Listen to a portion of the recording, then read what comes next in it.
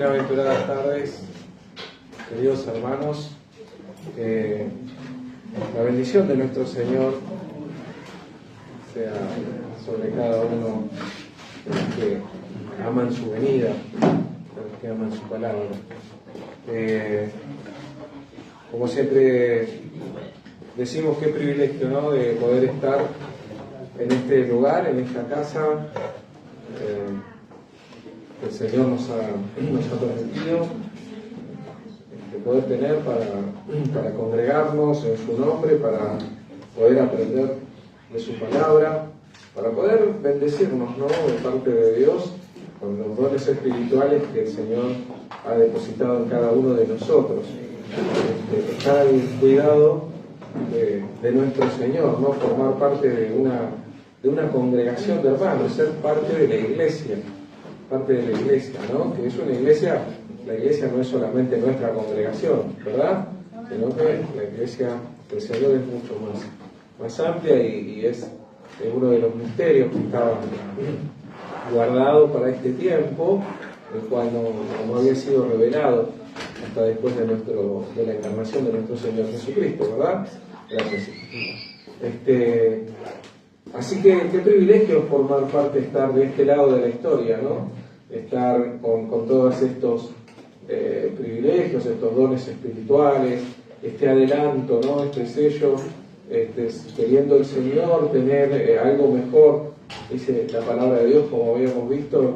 Hemos terminado la semana pasada de compartir el libro de Hebreos, precioso libro de la palabra de Dios, tremendo mensaje, ¿no?, que decimos que es para la iglesia.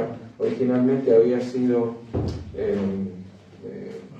escrito o dejado, o quizás el pensamiento, que obviamente la palabra es inspirada por Dios, por el Espíritu Santo, pero el pensamiento del autor estaba dirigido a aquellos que conocían la Escritura, las Sagradas Escrituras hasta ese momento, lo que para nosotros hoy es el Antiguo Testamento, ¿no? Entonces, reivindicaba a nuestro Señor Jesucristo y explicaba con el conocimiento que tenían los hebreos acerca del Mesías prometido, cómo Jesús de Nazaret es, en ese momento era, ¿no?, pero es el Cristo prometido, el Cristo profetizado, el Hijo de Dios, el Verbo que estaba desde el principio con Dios, ¿verdad?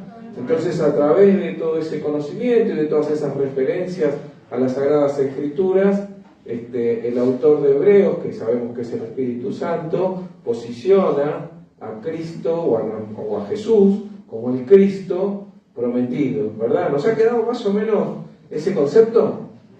Bueno, el Espíritu Santo es el que va a dar en nosotros el crecimiento necesario para poder atesorar todas estas cosas. Muy interesante, ¿no?, como decía Guillermo, que la palabra pueda hacer obra en nosotros, no podamos ahora lo vamos a ver, nos adentramos ya por la misericordia de nuestro Señor, el libro de Santiago, y acá vamos a ver cómo la fe sin obra es muerta, ¿no? Y es muerta en sí misma. La fe no es una fe genuina, está diciendo, porque la fe genuina produce algo, la palabra de Dios produce lo que va a hacer, ¿no? Son necesarios los frutos. Una naturaleza transformada se evidencia ¿en qué? En los frutos. La fe sin obras en realidad es una fe muerta, es lo que está diciendo, no es una verdadera fe. Eso es lo que tenemos que entender. Hoy, por la misericordia de Dios, nos vamos a adentrar ya en este libro de Santiago. Realmente tenemos que tener oídos para oír lo que ¿quién habla a las iglesias? El Espíritu, muy bien. Entonces Dios es Espíritu y los que le adoran en espíritu y en verdad es necesario que le adoren. El mensaje de la palabra de Dios es un mensaje dirigido al pueblo de Dios. Es un mensaje dirigido a quienes. La palabra de Dios está dirigida a quienes. A los hijos de Dios, al pueblo de Dios, a los que son cristianos. O sea, es un mensaje de qué tipo? Espiritual, que nada tiene que ver con las cosas terrenales. Nada. Muy poco atraviesa y son consecuencias una vida transformada, va a impactar en todo su son, una luz, dice la palabra de Dios, no se puede ocultar, no se puede ocultar. Entonces necesariamente va a iluminar, va a irradiar energía, no las energías esas que escuchamos ahí, no, va a irradiar la energía en forma de luz y va a afectar a las personas que nos rodean, allí donde nosotros nos movamos. Estamos en este mundo, pero no pertenecemos. Dijo el Señor, no te pido que los quites del mundo, sino que los apartes de qué cosa, del mal, dice la palabra de Dios. Así que bueno, entendiendo estas cosas y oyendo con oídos espirituales, es necesario también que eso se vea reflejado en determinadas cosas. ¿Por qué? ¿Cómo conoceremos, no? Si yo digo tener fe, pero no se nota nada de esa fe, decimos, ¿cómo vamos a notar la diferencia? Digo, creer en Dios, que Dios es espíritu, ¿no? Es necesario que se acerque a Dios, crea que le hay y que es galardonador de los que le buscan, dice la palabra de Dios. ¿Recuerdan? Bien, entonces, ¿cómo podemos diferenciar? La palabra de Dios es clara en ese sentido. ¿Cómo podemos conocer a los que hablan falsedades, a los falsos maestros? ¿Cómo los identificamos? Por los frutos, por la consecuencia de una vida transformada, ¿no? Por lo que podemos ver. ¿De qué otra manera, si no, podríamos identificarlo? Dice, por sus frutos los conoceréis. Esos frutos es una consecuencia natural de una vida transformada. Habla de la propia naturaleza. Lo que sale, ¿sí? Lo que sale de la boca es naturaleza de lo que hay adentro, ¿sí o no? ¿Sí o no? Porque de la abundancia del corazón, de la parte íntima que habla la boca. Yo siempre digo, cuando uno dice groserías, malas palabras, para decirlo de alguna manera, no se le escapan. O se le escapan porque ya hay tantas adentro que como que se salven, ¿no? Es lo único que sale. Porque estaba guardado ahí adentro. No es que se te escapó, no, eso es lo que tenías realmente en el corazón. Entonces, vamos a ver que dice la palabra también en Santiago, que de una misma fuente no puede salir agua dulce o agua buena, agua agradable y agua amarga, ¿verdad? Esto no debe ser así, dice. Y hay un aspecto de la voluntad también, por eso uno tiene que cuidar la lengua. Vamos a ver que Santiago habla de esto.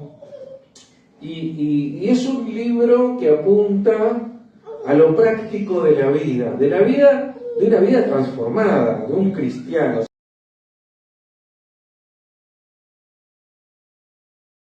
Hablando, justo ayer tocó hablar de Adán, y hablando de la naturaleza caída del hombre, ¿no? La naturaleza caída del hombre, lo que representa a Adán y cómo hoy nosotros estamos bajo esa naturaleza también. Muy Adán, ¿qué dije? No, Adán. Tenés que ir al...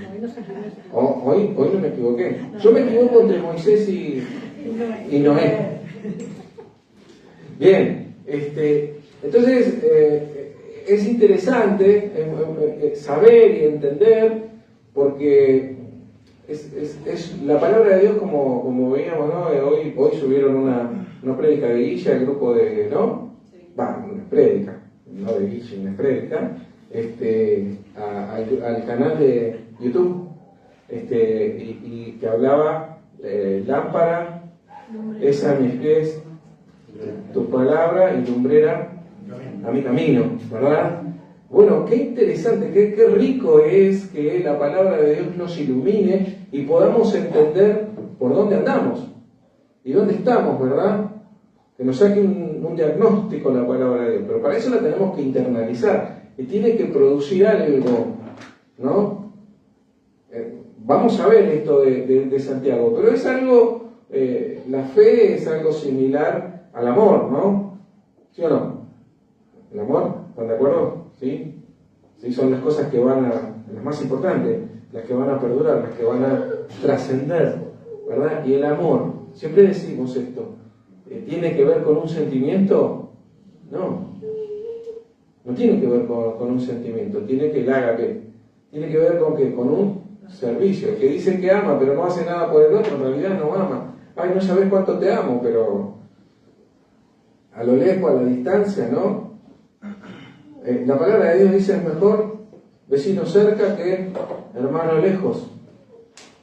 ¿Se entiende lo que quiere decir, no? Sí, siempre decimos lo mismo, los padres que dicen amar a sus hijos pero no hacen nada por ellos, o los hijos que dicen amar a los padres pero no hacen nada por ellos, o las esposas que dicen amar a su esposo pero no hacen nada por ellos, y viceversa, ¿no? El amor se expresa con acción, ¿sí o no? Dios, ¿de qué manera amó Dios al mundo? Bueno, la fe es algo similar. La fe no es algo intangible, ¿sí? La fe se evidencia con las obras. No es que las obras son fe, pero la fe se evidencia con las obras. ¿Cómo fue la fe de Abraham? Ahora sí dije Abraham. ¿Cómo fue la fe de Abraham? La obediencia. ¿De qué manera? Entregando a su hijo, y lo mató y lo recibió de los muertos, dice la palabra de Dios. ¿Lo mató o no lo mató? Sí, físicamente no, pero él realmente lo entregó. ¿Y durante cuánto tiempo fue con la misma orden? Desde que lo llamó el Señor. 3 días de camino, sin recibir nada, ninguna contraorden, ¿verdad? Hay una acción, y la leña y el puñal, ¿no? ¿Sí o no?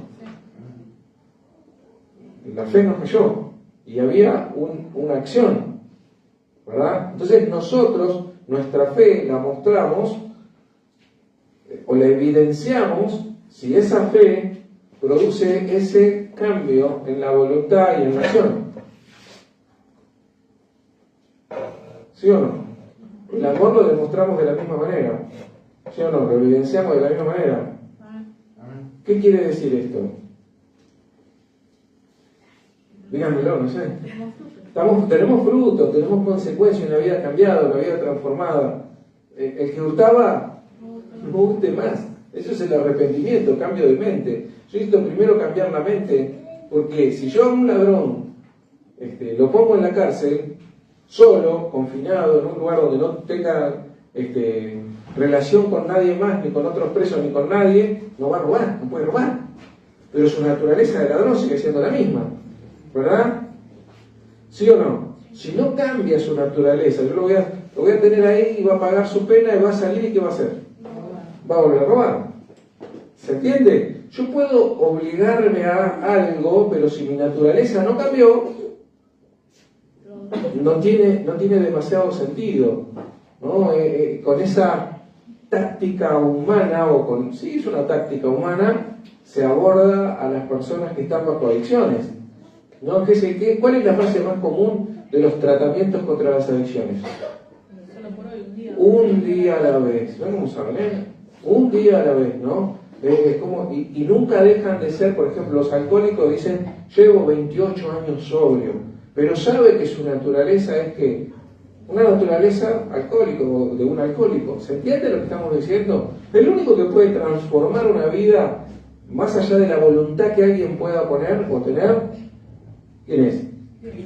El Espíritu Santo, exactamente. Dios, Cristo, estamos hablando de lo mismo, de Dios. Ahí sí vale, Ulises, ¿dónde está?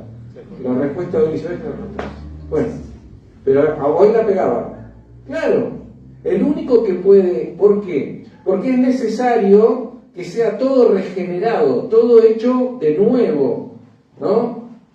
Que sea nacido del agua, de la purificación, ¿y de qué? Y del Espíritu, como le dijo nuestro Señor Jesucristo a Nicodemo.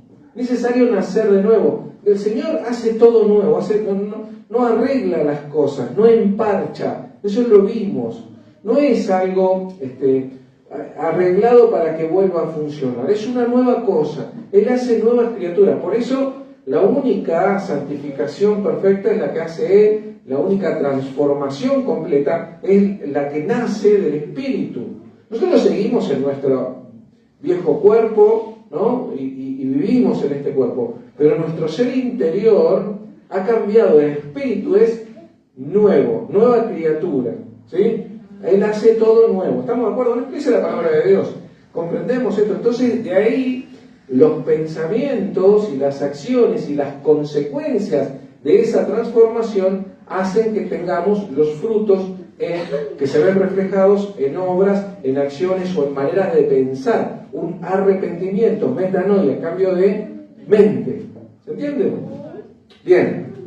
Entonces, de esas cosas habla Santiago. Es necesario aclarar porque podemos malinterpretar lo que dice, ¿no? Y a veces se utiliza, los falsos maestros utilizan varios pasajes de Santiago para contradecir algo que toda la Biblia está alineada en otro sentido, ¿no? ¿Se entiende?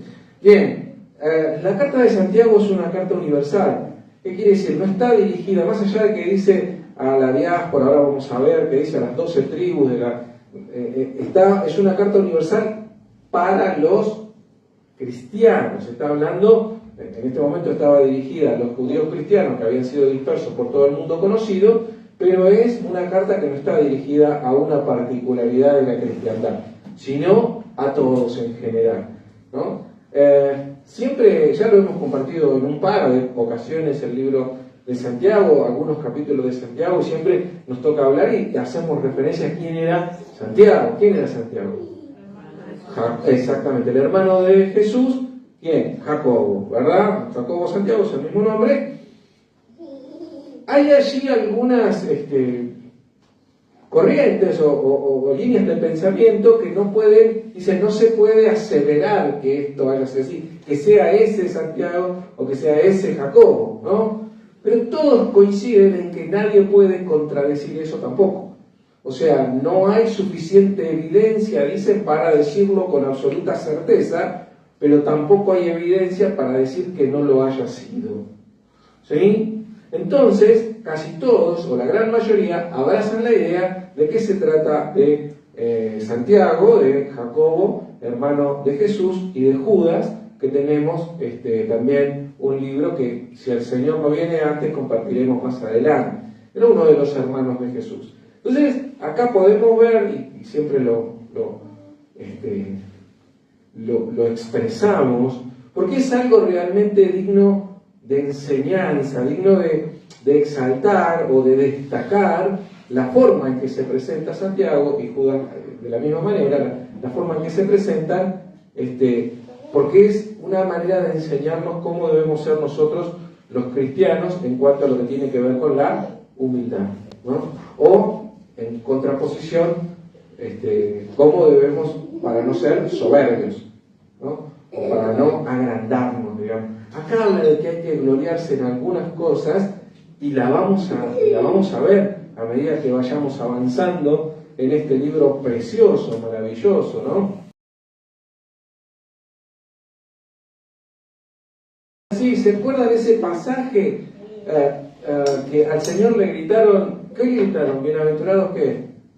Dichosa la que te dio a luz, bienaventurados los senos que mamaste, ¿no? Algo así. Dice la palabra. ¿Qué dijo el Señor? Más bienaventurados que...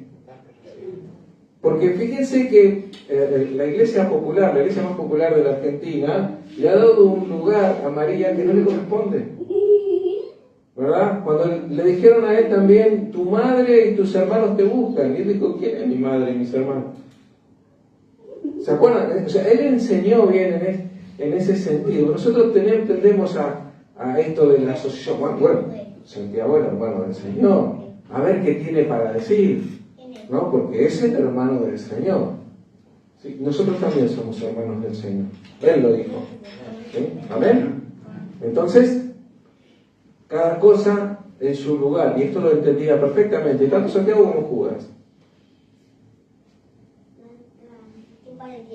Bien, vamos a compartir entonces el primer capítulo de Santiago, para poder ir avanzando en esta lectura que es maravillosa, como toda la palabra de Dios.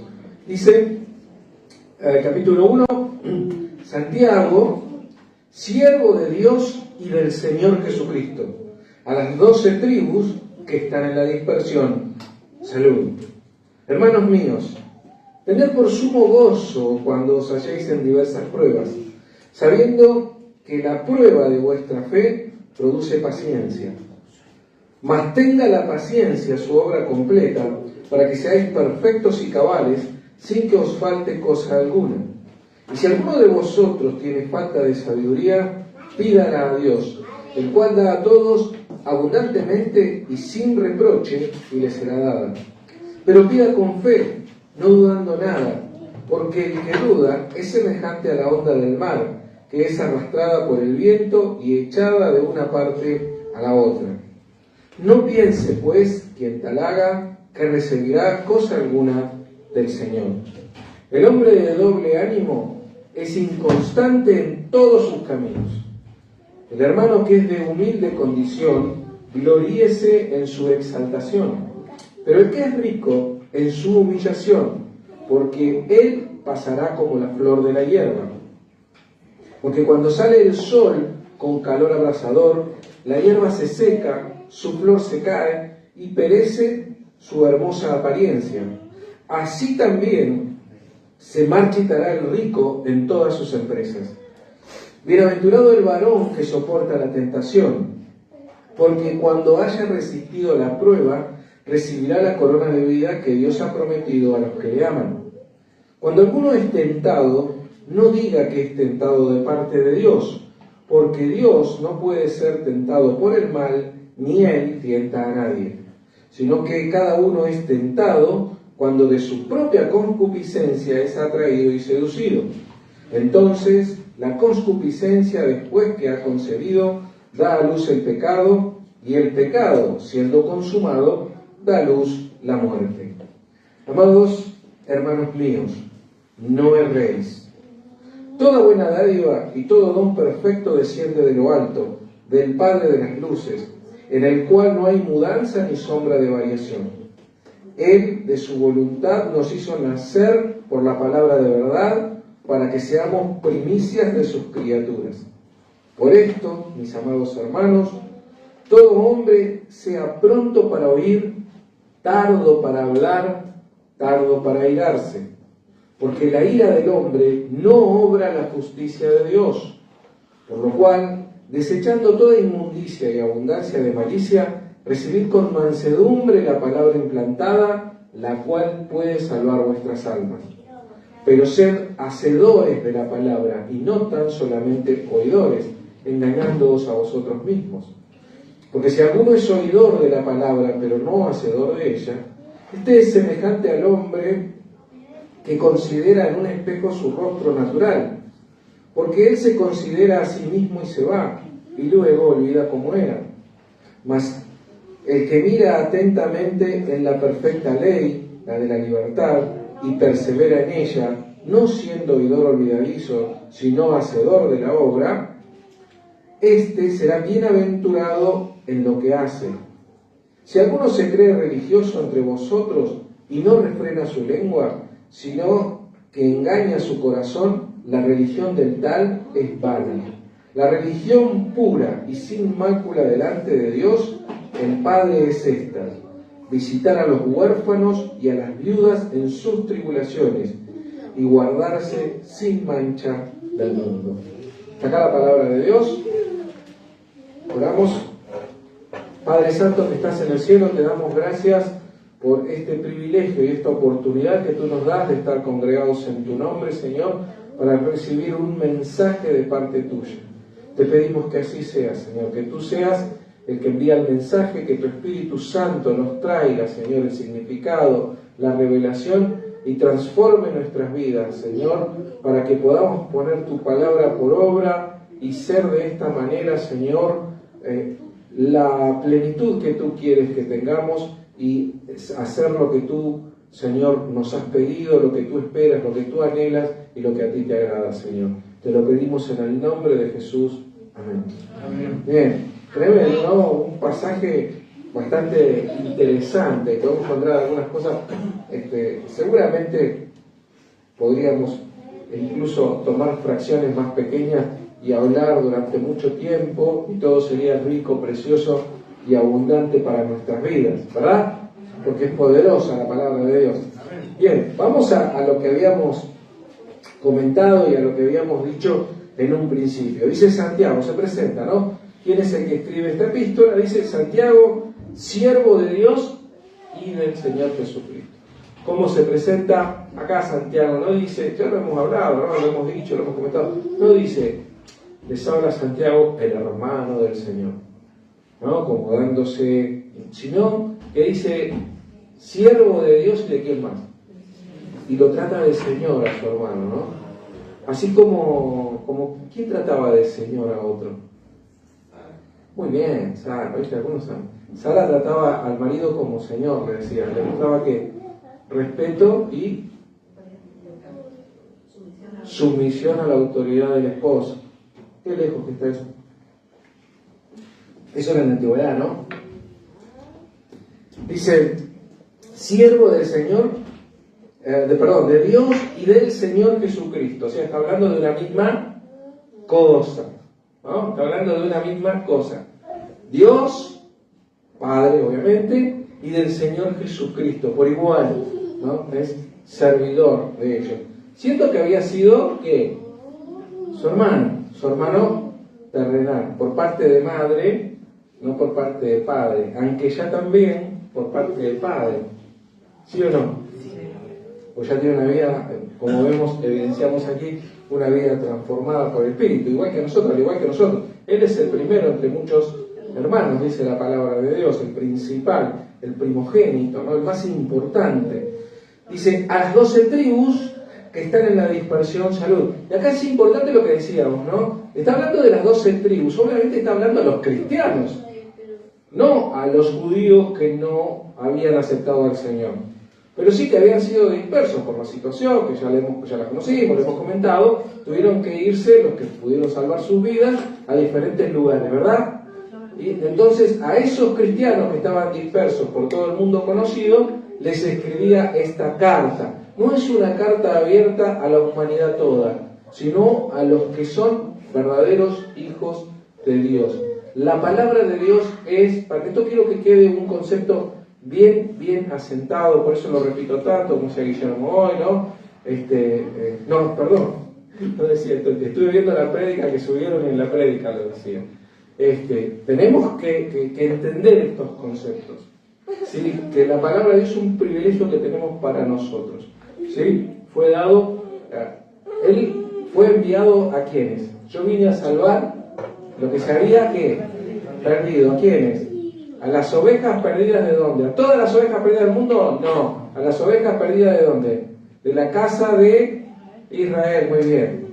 Costó un poquito, pero ¿no? A las ovejas perdidas de la casa de Israel. ¿Qué está hablando? ¿Solamente para los judíos? No. Sino a los que Dios ya había destinado para salvación desde antes de la fundación del mundo. Esto es importante que lo sepamos, porque nosotros estamos en una guerra permanente. Y si el soldado no conoce al enemigo, es poco efectivo en la batalla. ¿Se entiende?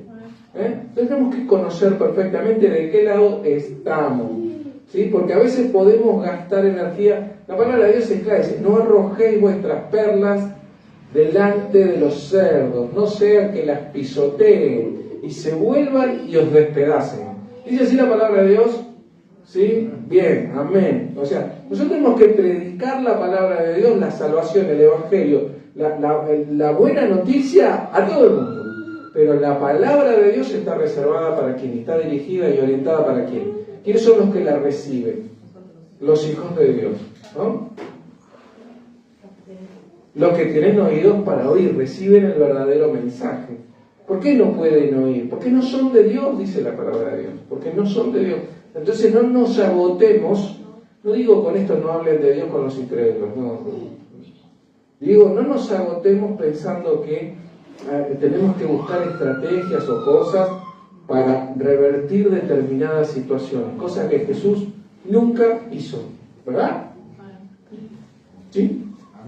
Porque si no después salimos con ideas estúpidas, perdonen el término académico, de pensar que tenemos que llenar el Congreso, por ejemplo, para cambiar las leyes para volver al mundo a Cristo, o que tenemos que hacer proselitismo político. No hemos sido llamados para eso. Hoy hay una jornada democrática en nuestro país, tenemos responsabilidades, algunos las cumplirán, otros no, pero bueno, eso no tiene nada que ver con nuestra vida espiritual.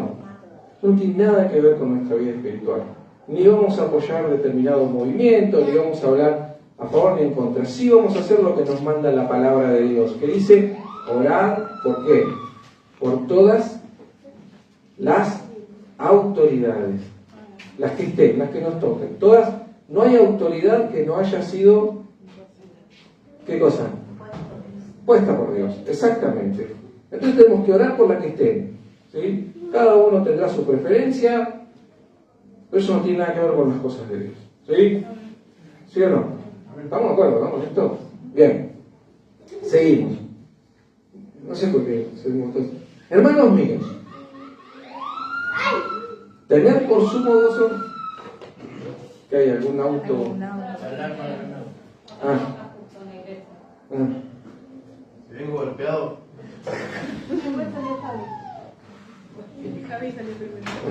Bien, dice, hermanos míos, tened por sumo gozo cuando os halléis en diversas pruebas. Y ya arrancamos de patada voladora, digamos nosotros, ¿no? Tener por sumo gozo. ¿Qué es tener por sumo gozo? ¿Qué significa eso?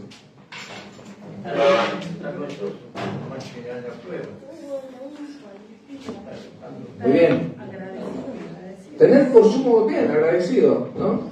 Qué bueno que está esto, gracias Señor, ¿verdad? Cuando pasamos, ¿por qué? ¿Qué son las pruebas? A ver.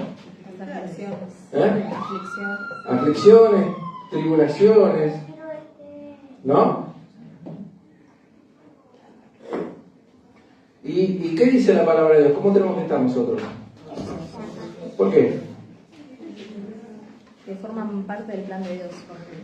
Primero, que todo nos ayuda, dice la palabra de Dios, sabemos esto, ¿verdad? Todo les ayuda para bien a los que le aman.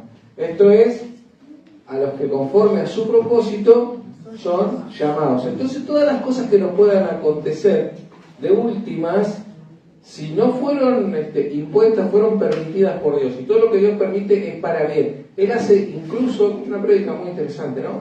Que incluso, no es que Él ama o que Él propicia el pecado, pero incluso nuestros pecados en nuestra vida obran para bien. Digo, nos hacen acercar a Dios y nos hacen recibir la disciplina de Dios. ¿Sí? Y terminan obrando para bien.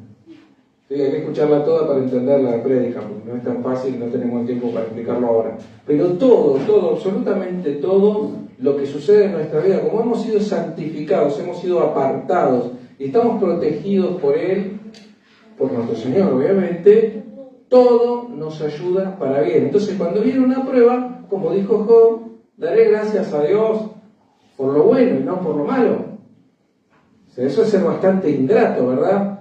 Por lo que me agrada, doy gracias a Dios porque salió como yo quería, pero si no sale como yo quería, no le doy gracias, entonces no creo en Dios. Y en última estoy haciendo lo que veíamos ayer con los caballeros, ¿no? Lo mismo que hizo Adán cuando le preguntó Dios, ¿qué hiciste, Adán? Pablo dijo en términos de ahora, le dijo, vos me preguntás qué hice, la culpa es tuya, mira la mujer que me diste. Si vos me hubieras dado otra mujer, una como la gente, no hubiese pasado lo que pasó. No lo dijo así, todos conocen el diálogo, pero en realidad, de fondo, siempre culpamos a Dios por nuestros pecados. Porque esa es nuestra naturaleza caída, Él ya había caído, Él ya había decidido abiertamente ser, ¿qué? Desobediente. Y entonces buscó una justificación.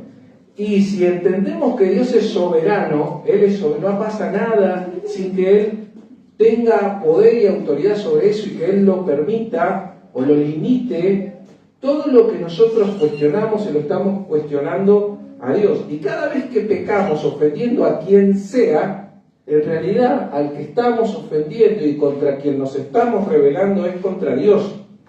Porque entendemos que Él es todopoderoso y soberano y que nosotros estamos bajo el amparo de su mano.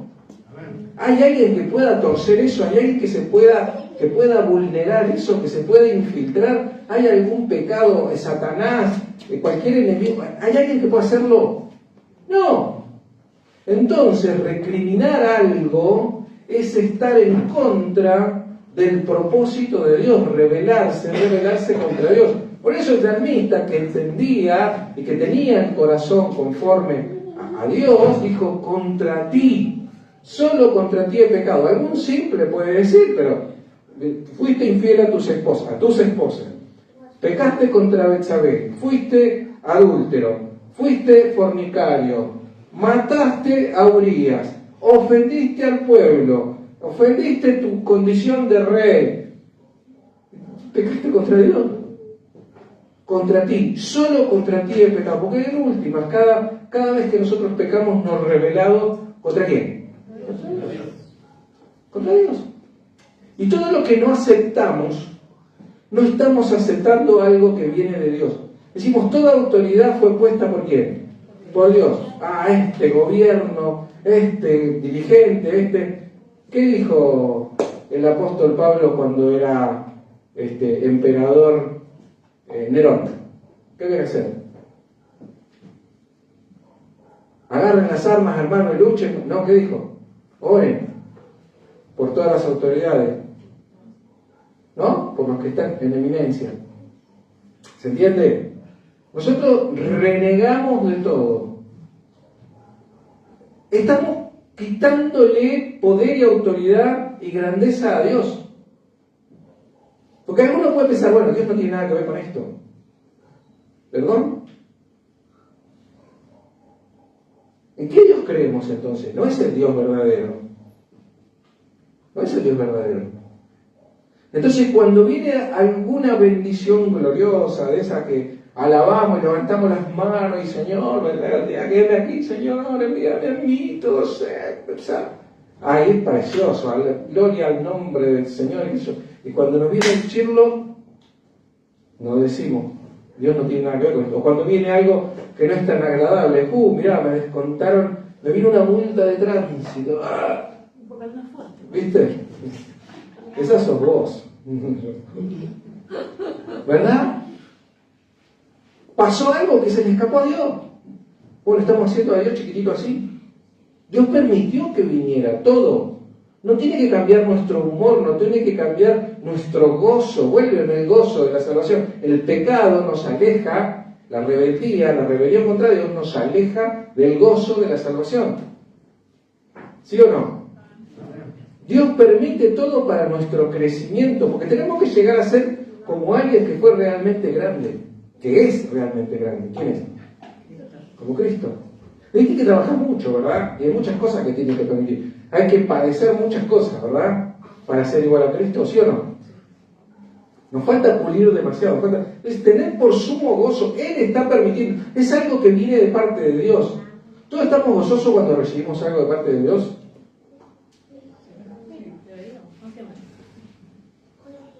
Pero cuando estamos convencidos, porque nuestra mente humana, ¿no? Cuando estamos convencidos que algo vino, Dios me regaló esto, Dios me dio esto, ¿no?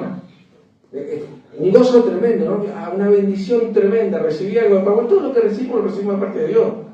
Es así, no hay otra forma de verlo. Tened por sumo gozo cuando se halléis en diversas pruebas. ¿Por qué? Porque nosotros ya no pertenecemos a este mundo. Todo lo que viene de parte de Dios. Y tenemos que estar agradecidos. Y tenemos que estar gozosos de que Dios ha permitido que nos sobrevenga. No nos has venido ninguna prueba, ¿no? Que no podamos soportar, dice la palabra de Dios. Y Él está tratando con nosotros. Eso es lo que nos tiene que dar gozo. Nosotros tenemos los valores un poco cambiados. Jesús corrigió siempre, el gran maestro, ¿no? Dice, no se alegren de que los espíritus se les sujetan, sino que alégrense de que sus nombres están escritos en el libro de la vida. Ese es el kit, ¿no? ¿Qué versículo vamos? 2. Sabiendo que la prueba de vuestra fe produce paciencia. ¡Qué tremendo! Esto es fantástico. Esto es maravilloso. ¿Pensaron alguna vez eso? La prueba de vuestra fe produce paciencia, ¿no? No te queda otro. No te queda otro. No, ahí está, ¿ves? Ahí está. A veces interpretamos mal las cosas. Ya sé que lo decís en broma, porque estás viendo, pero digo, a veces esa es la tendencia que tenemos a pensar. Y bueno, sí, como nada me queda otra, lo voy a hacer, ¿no? A veces digo, me gusta pasar el resto de mi vida con vos, dice mi esposa, porque no queda otra. Dice, es la única alternativa que tengo. Pero, ¿qué es lo que quiere decir esto? Sabiendo que la prueba, ¿qué dice? ¿De vuestra qué? La prueba de vuestra fe produce paciencia. Esto es maravilloso. Yo no sé cómo explicarlo, pero es maravilloso. A ver, ¿qué es la prueba de algo? La evidencia, ¿no? ¿La evidencia de qué? De acá dice, de la fe, ¿no? ¿Para qué es esa evidencia de fe? ¿Qué es lo que hace? La fe. Sin fe es imposible agradar a Dios. Y para comprobar que tenés fe. Exactamente, vos tenés fe, muy bien, tenés un galardón ahí, tenés algo que te está confirmando algo delante de Dios, no se puede más, o sea, la prueba de vuestra fe, cuando vos tenés una evidencia de que sos genuino hijo de Dios, ¿qué produce? Paciencia, porque decís, bueno, yo ya tengo, a ver, vamos a tener un examen. Tremendo, una prueba, una evaluación, después de un año de estudio. Y estudiamos y sabemos el tema al dedillo, lo hemos explicado de todas maneras. Nos hicieron evaluaciones previas y las aprobamos todas con 10. ¿Cómo esperamos la prueba? Paciencia. No estamos desesperados, no estamos angustiados por ese momento. Queremos que llegue.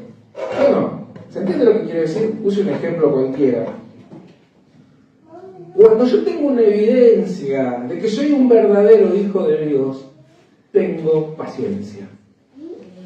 ¿Verdad? Y no temo lo que me pueda hacer el hombre, no temo lo por venir, no temo si gana un candidato o gana otro, no tengo angustia porque para dónde va a ir la economía. ¿Qué produce? Paciencia. ¿Sí o no? Soy un verdadero hijo de Dios, es soberano y tiene autoridad sobre todas las cosas. No temeré lo que me pueda hacer el hombre. Tengo una prueba irrefutable de mi fe. La prueba de vuestra fe produce paciencia, soporto todo. Por eso, él con fe menospreció lo propio y miró el galardón puesto delante de él y pasó por la cruz ¿con qué? Con paciencia. Ni siquiera abrió como oveja, fue llevado al degolladero. No abrió su boca. Eso es paciencia. La prueba de vuestra fe, cuando tenemos certeza, cuando tenemos confirmación, cuando tenemos evidencia de una fe genuina, cuando atravesamos circunstancias adversas, ¿no?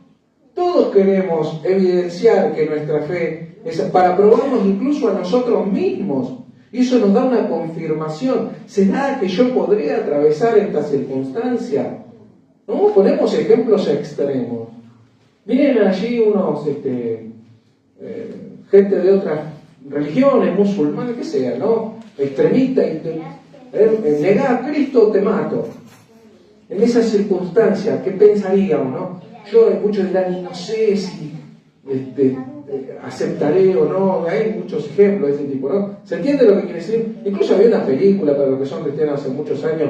¿Cómo se llamaba, Guillermo? Como ladrón en la noche, ¿era? ¿No? Que veíamos que los que negaban le cortaban la cabeza y quienes decían, quienes negaban a Cristo, ¿no? Traumados salían los pibes de esa película. ¿Sí o no? Pero fue efectiva, para muchos fue efectiva. Algunos todavía andan, siguen fieles. Pero la prueba, cuando yo ya tengo el certificado, cuando yo ya tengo la evidencia, cuando yo ya tengo la certificación, no sé cómo expresarlo, ya no me importa nada. Tengo paciencia y aguardo la venida del Señor, gozoso, ¿sí o no?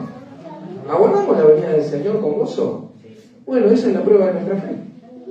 ¿Y qué produce? Paciencia. Mirá, se fue el dólar. Subió, bajó el dólar. Economía, riesgo país. Estoy hablando de cosas económicas, podría hablar de otras. No me depositaron el sueldo, caray. ¿Qué problema? ¿No? Produce paciencia, sabiendo que no pertenecemos a este mundo, ¿verdad? Eso es lo que dice la palabra de Dios. Sabiendo que la prueba de vuestra fe produce paciencia. No me dieron eso que esperaba, el ascenso, estoy diciendo qué cosa, ¿no? Ahí me dice, no pasé de grado, no importa. No, Uli, ¿dónde está? No está, por eso que no. Hoy le dimos con un cajón. Ya no se repite más, dice Uli. No se repite más. Tiene suerte. Bien, seguimos. ¿Cuál vamos? 3.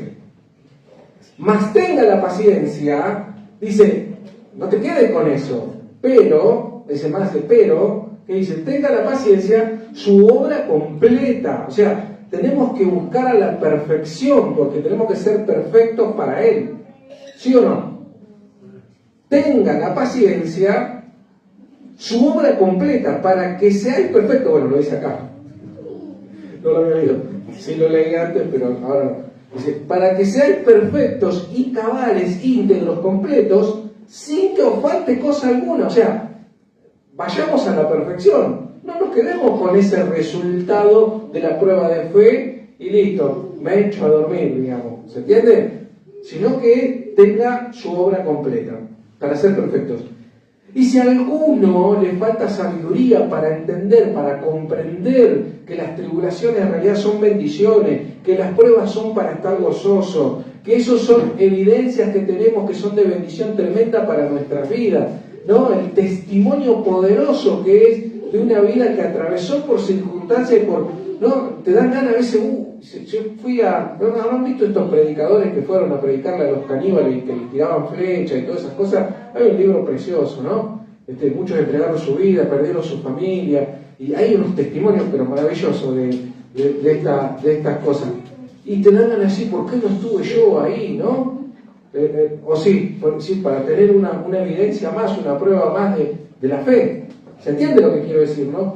A mí no me tocaron tantas malas, la verdad que la paso bastante bien. Me gustaría que Dios me pruebe un poquito para, ¿no? ¿No? Dice, tenga la obra perfecta, sin que os falte caso. Si alguno de vosotros tiene falta de entendimiento, si no de sabiduría, pídala a Dios. ¿Qué quiere decir? Si no comprendés todo esto, hay que pedirle sabiduría a Dios, el cual da a todos abundantemente y sin reproche, y les será dada, para poder estar gozosos en las tribulaciones, en las adversidades, en las pruebas. Porque alguno puede decir, la verdad que yo no entiendo bien esto, ¿cómo voy a estar contento, gozoso, cuando estoy pasando por una enfermedad, o un familiar muy querido está pasando por una situación muy adversa, o me falta la parte económica, o me falta el abrigo, o me falta, ayer hablábamos acerca de estas cosas de las necesidades, ¿no? O me falta, o lo que sea, ¿no? Y bueno, falta entendimiento, falta sabiduría. Dice, pídale a Dios, que da a todos abundantemente y sin reproche, para que podamos comprender, para que la bendición sea completa. ¿Se entiende? Y le será dado. Pero pida con fe, no dudando nada, porque el que duda es semejante a la onda del mar, que es arrastrada por el viento y echada de una parte a la otra. Si estamos dudando, si no tenemos fe, hoy escuchamos esta prédica y vamos todos para allá. Mañana viene la prueba, vamos todos para el otro lado. Pasado viene alguien que tiene una nueva visión de no sé qué y vamos todos. No, es semejante a eso, no debe ser así.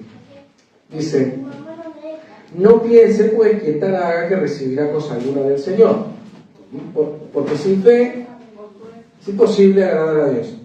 El hombre de doble ánimo es inconstante en todos sus caminos. ¿Cómo se evidencia una persona de doble ánimo?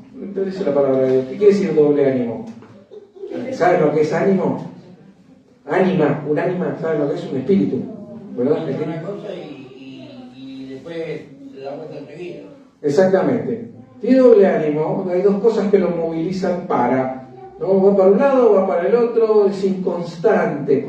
Nada de lo que haga va a tener un fruto o un camino duradero. Es inconstante. ¿Sí? Bien.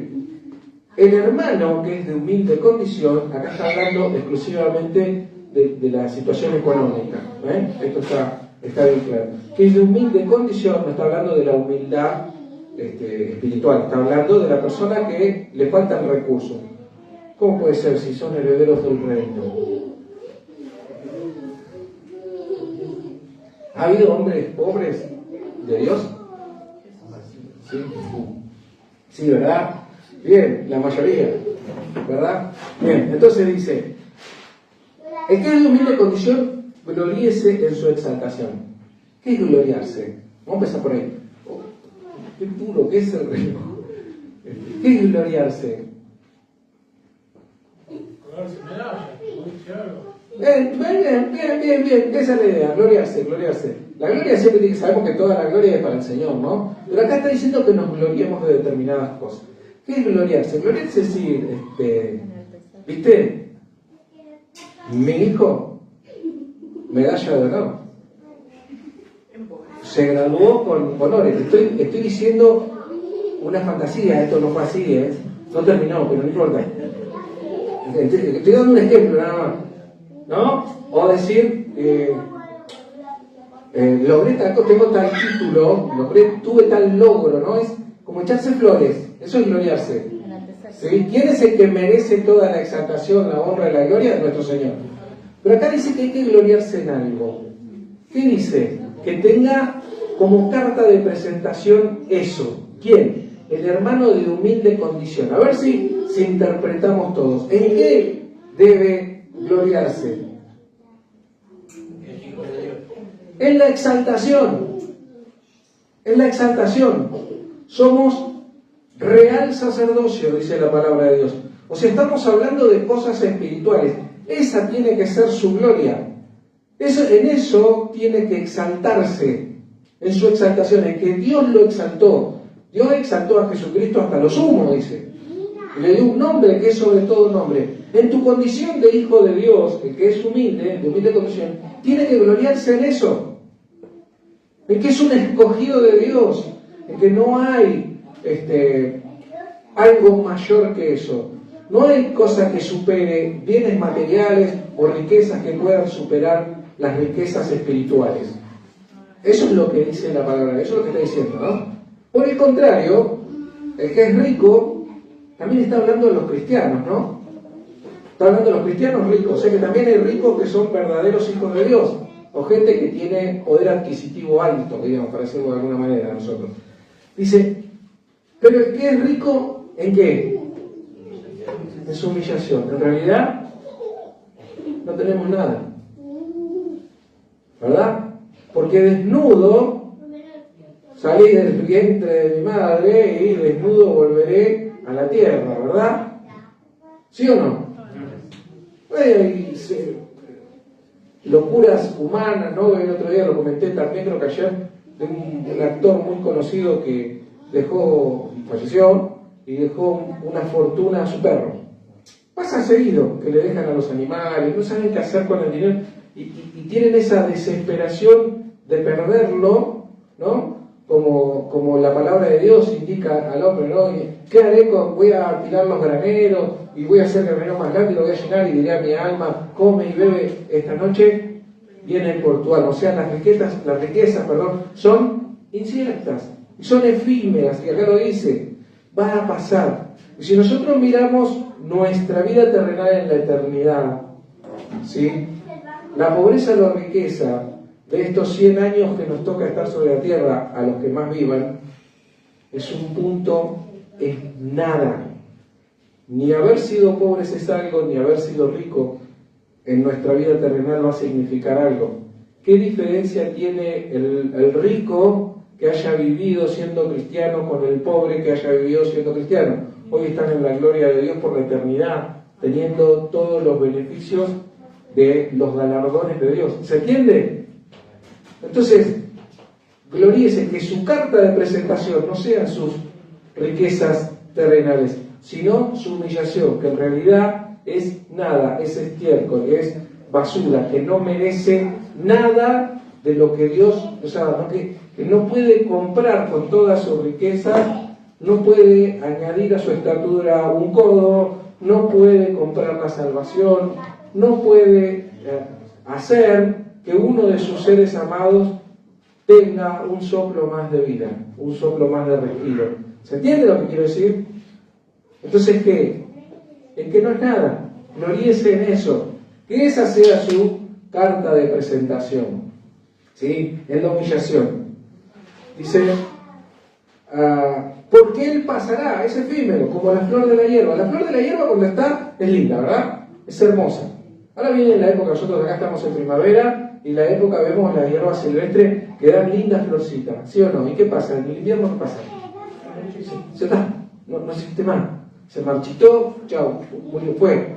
Bueno, así es la riqueza del hombre. Dice, porque cuando sale el sol, con calor abrasador, la hierba se seca, la flor se cae y perece su hermosa apariencia. Así también se marchitará el rico en todas sus empresas. Las riquezas, todavía están buscando riquezas del rey Salomón. ¿O no? ¿Sabían eso? O sea, todavía se buscan riquezas, se buscan... Hay muchos que están buscando muchos tesoros antiguos y qué sé yo. ¿Y qué cambiaron? Ahí los egipcios han hecho sepulturas con oro, con un montón de cosas, los grandes emperadores, ¿no? ¿Saben eso? Sí. Bueno. ¿Y qué les cambió? ¿Qué puede tener el rico en sus bienes más que verlo con sus ojos? ¿Qué diferencia hace? ¿Se entiende? Eso es lo que está diciendo la palabra de Dios. Ninguna. Dice, también en todas sus empresas. Eso va a pasar y se va a terminar. ¿Sí? Bienaventurado el varón que soporta la tentación. Uy, nos vamos a quedar sin tiempo, ¿no? Que soporta la tentación, porque cuando haya resistido la prueba, recibirá la corona de vida que Dios ha prometido a los que le aman. Acá es bastante clara la palabra de Dios, ¿no? Feliz, o sea, está bueno cuando pasás la prueba y soportaste la tentación sin caer en pecado, está hablando, ¿no? ¿Por qué? Porque hay premio, hay un galardonador que te va a dar un galardón por haber superado esa prueba. Eso es lo que está diciendo. Bienaventurado, más que feliz, el que soporta, ¿sí? A los que le aman. Él ha prometido a eso, a los que le aman. Cuando alguno es tentado, acá aclara, no diga que es tentado de parte de Dios. Acá es lo que decimos siempre, culpamos a quién. A Dios. Siempre es responsable de todo, de última Dios, aunque venga un enemigo. No, él me hizo como dijo Adán, ¿no? De Eva, la mujer que me diste. Él siempre está apuntando a Dios el tema. No diga que es tentado de parte de Dios, porque Dios no puede ser tentado por el mal ni él tienta a nadie. El pecado no tiene relación con Dios, no hay relación con Dios. ¿Sí? La única relación de Dios con el pecado fue cuando vino a derrotarlo en la cruz del Calvario. El que no conoció pecado por nosotros lo hizo pecado, para que nosotros fuésemos hechos justicia de Dios en él. ¿Se entiende esto? Es la única, y vendrá otra vez ya sin relación con el pecado. Es tanta la pureza de Dios que no tiene relación con esto. ¿Sí? Entonces dice, no diga que es tentado por Dios. Una cosa es que Dios perdone los pecados, una cosa es que Dios utilice hasta el pecado para nuestro beneficio, y otra cosa es que Él no genera, pero no es responsable, porque muchos cuestionan, ¿no?, de esto de la creación. Bueno, si Dios mismo creó a Satanás, ¿verdad? Sabemos esto. Satanás es un ser creado, también por Dios, uno de los ángeles más hermosos, el lucero de la mañana, el Lucifer, ¿no? El que era el director de la alabanza, ¿sí o no? Sabemos esto, bien.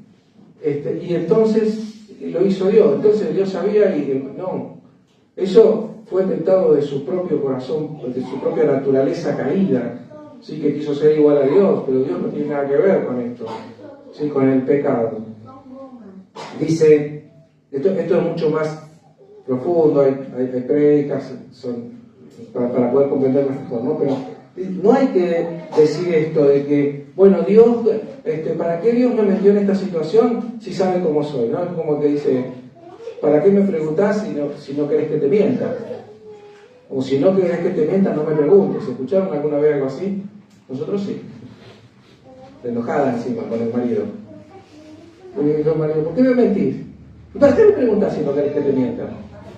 O sea, la culpa era de que preguntaba, no de que dice la mentira. ¿Se entiende? No somos así. En realidad está en nuestra naturaleza. Está en nuestra naturaleza. Bueno, una excusa me la dejó picando cuando nos mandamos una de las nuestras. ¿No? ¿Se acuerdan? ¿Lo han escuchado alguna vez? Dicen alguna grosería. ¿Y qué querés? Si me la dan? O hablan con doble sentido porque el otro se expuso. Te entregaste solito. Los varones sobre todo, ¿o no? Se ríen algunos. ¿Sí o no?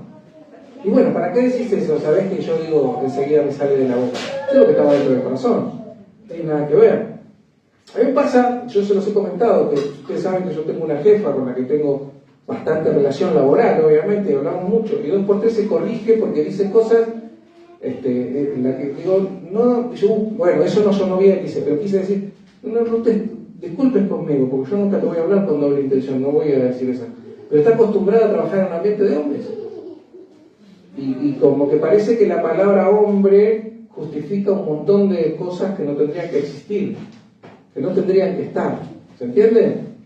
¿Sí? Antes me acuerdo que una de las excusas, y bueno, es hombre, decían. Es corrupto, decía, es pecador, decía, pero no diga, ¿qué quiere hombre?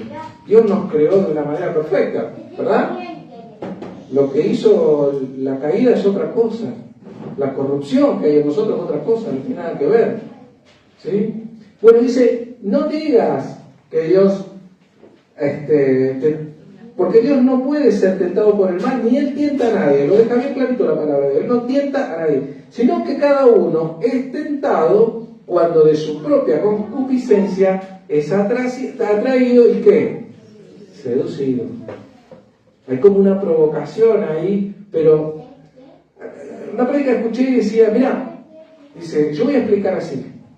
Yo soy un pastor, ¿no? Dice, yo soy heterosexual, que también lo soy, ¿no? Claro, por las dudas. Heterosexual. A mí, la verdad, los varones, los hombres no me atraen de ninguna manera. Entonces, difícilmente, por más que un homosexual despliegue todo su encanto, me va a seducir al pecado.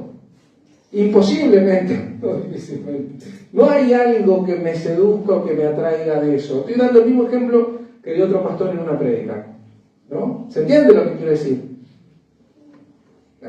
Digamos que alguien tiene que hacer dieta y una comida que no le gusta para nada, que le produce náusea. ¿Se va a ver tentado a comerlo? No. ¿Se entiende? Entonces, en realidad, lo que es tu propia concupiscencia, tu propio deseo, no es que el otro te provoca. Fíjense que la sociedad a veces condena la actitud de determinadas mujercillas o la vestimenta y andan provocando. ¿Ves qué querés? Es hombre. Perdón, esto no es así. Esto no es así, ¿verdad? Tampoco está bueno lo otro, no está bien tampoco. Pero no justifica el pecado. ¿Se entiende? ¿Sí? Bien, si no quiere que le digan cosas que no se vistan así. No tiene que decir cosas igual. Tampoco deberían vestirse de esa manera porque también está reglamentado. ¿Se entiende, no? Una cosa no lleva a la otra. Dice, de su propia concupiscencia es tentado, es atraído, y seducido.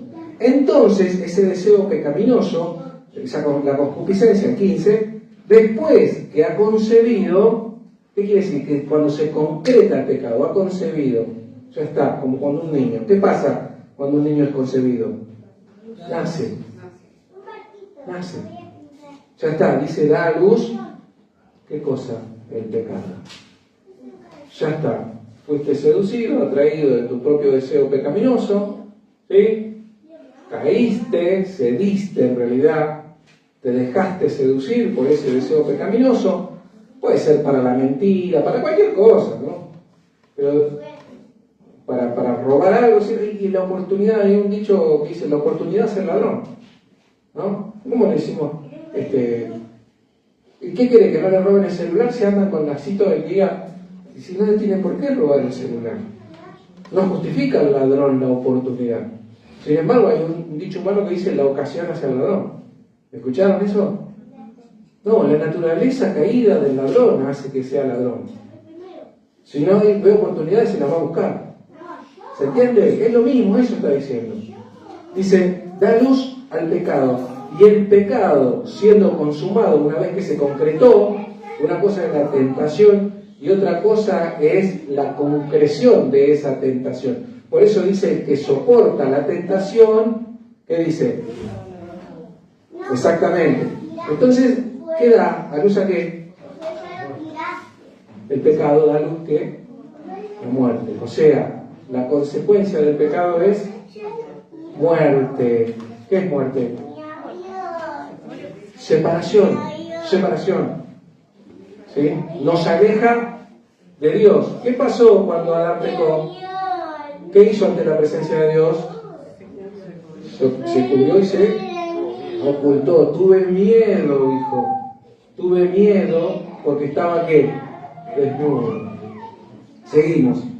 Da luz a la muerte. Amados hermanos, no erréis. No se equivoquen. No se confundan. Toda buena dádiva y todo don perfecto desciende de lo alto, del Padre de las luces, en el cual no hay mudanza ni sombra de variación. ¿Qué quiere decir esto?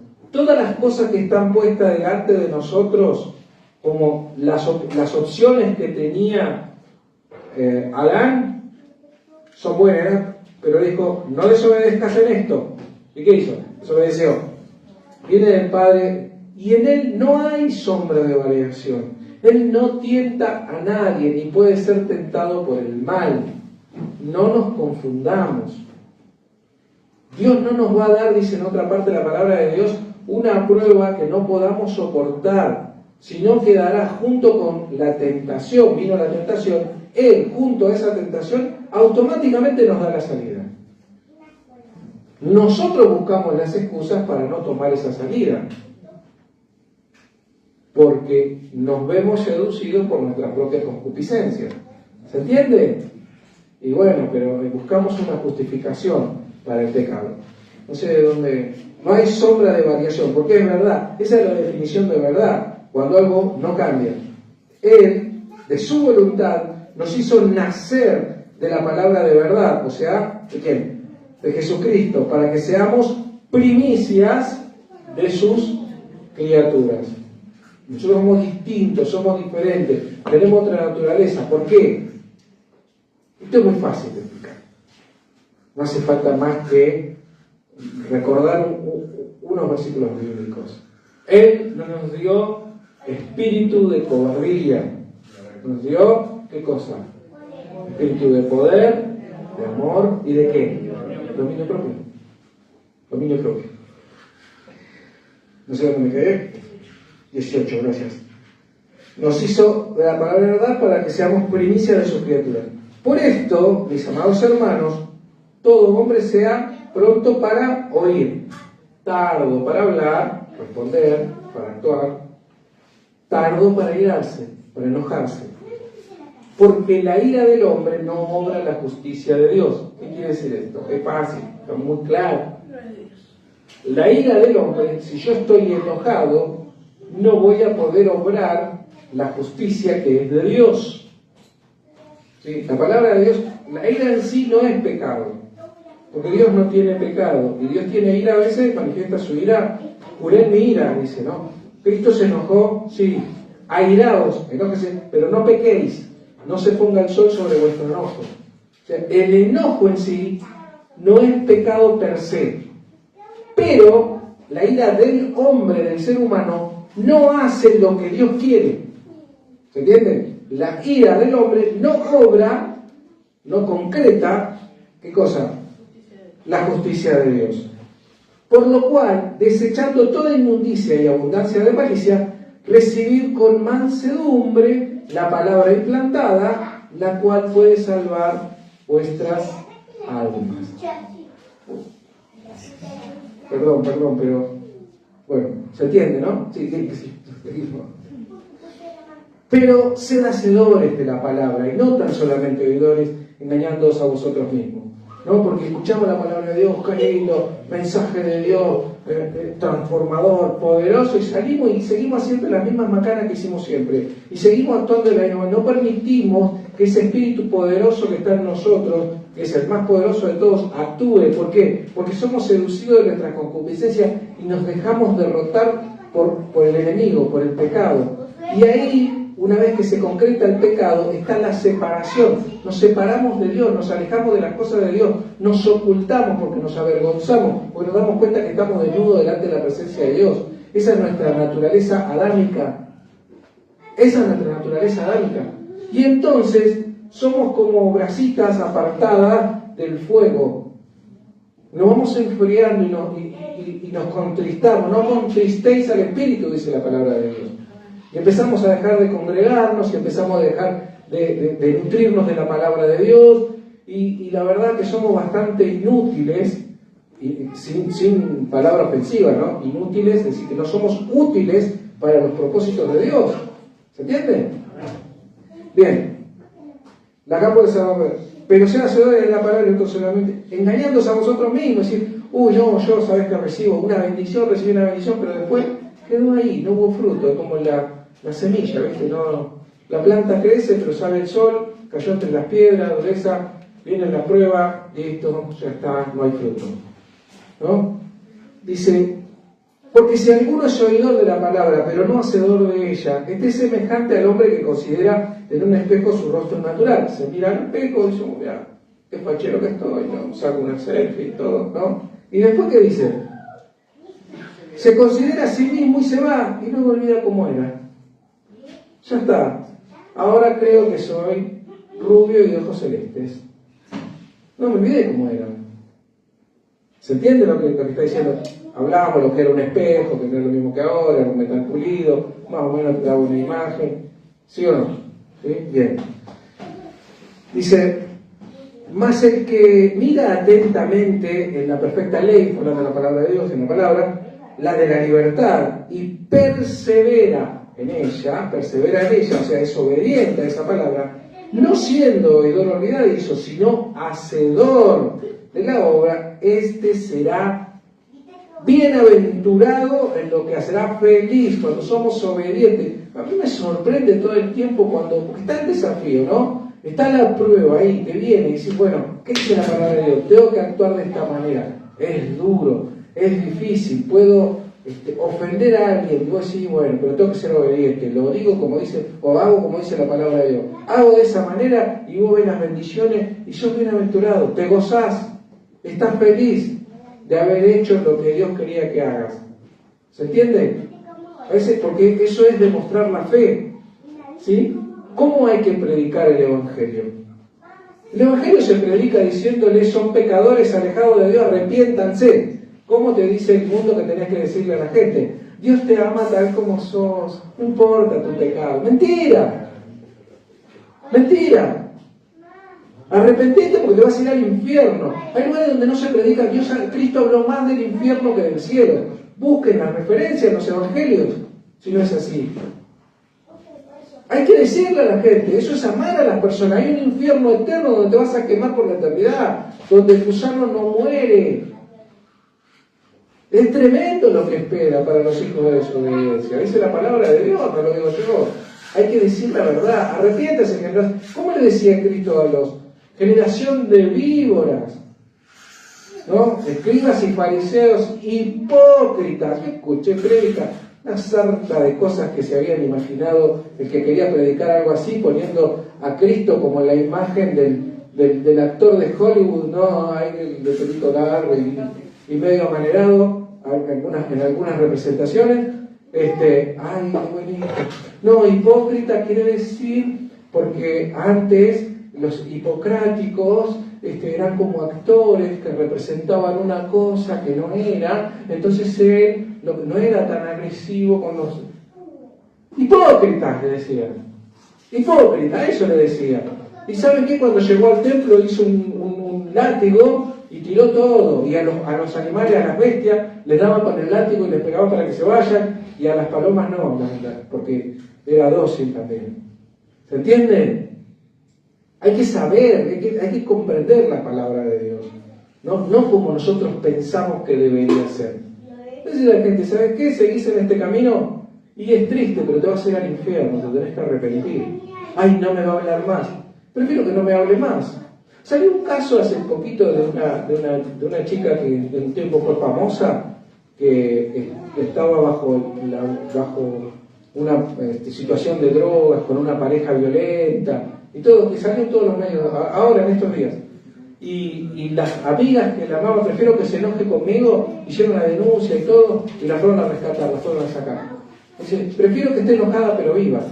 Bueno, eso es un amor genuino, verdadero. Bueno, si yo tengo que pagar el costo de que el otro se enoje y se ofenda conmigo, porque le digo que si no se aleja del pecado, se va a ir al infierno, y si no acepta a Cristo, se va a ir al infierno, prefiero que se enoje, que no decírselo. Más daño le hago si le digo que siga viviendo en su situación y que Dios ama a todos y que es cierto, Dios ama al mundo, Dios nos ama.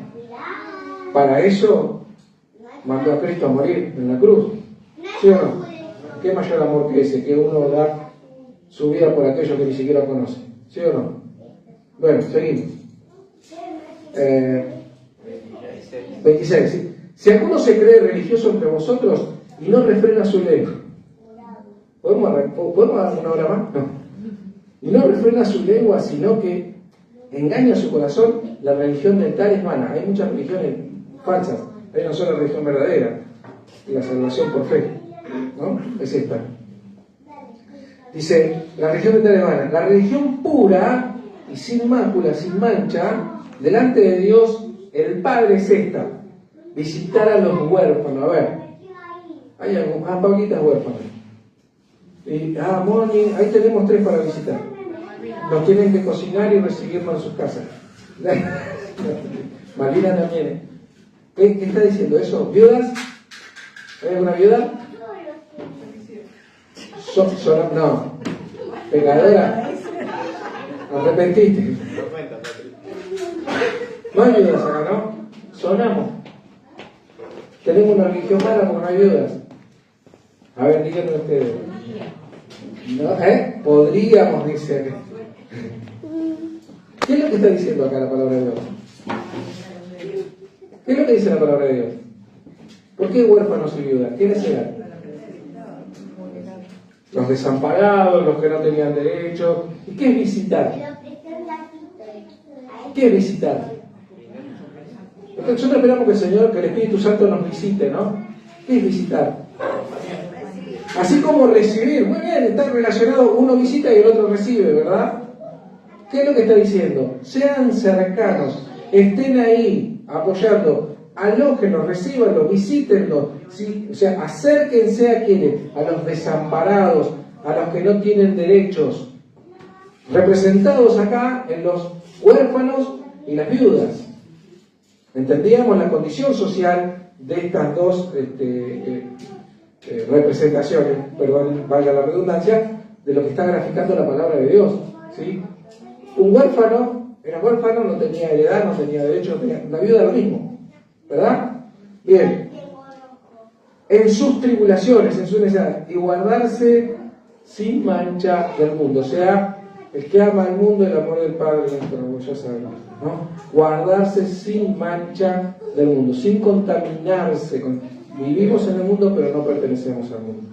Me voy a pasar, perdón, que podamos reflexionar, que podamos poner por obra la palabra de Dios. Maravilloso este libro. Espero organizarme de alguna manera que la semana que viene podamos, si el Señor no viene antes, podamos terminar el tiempo. Que Dios nos bendiga.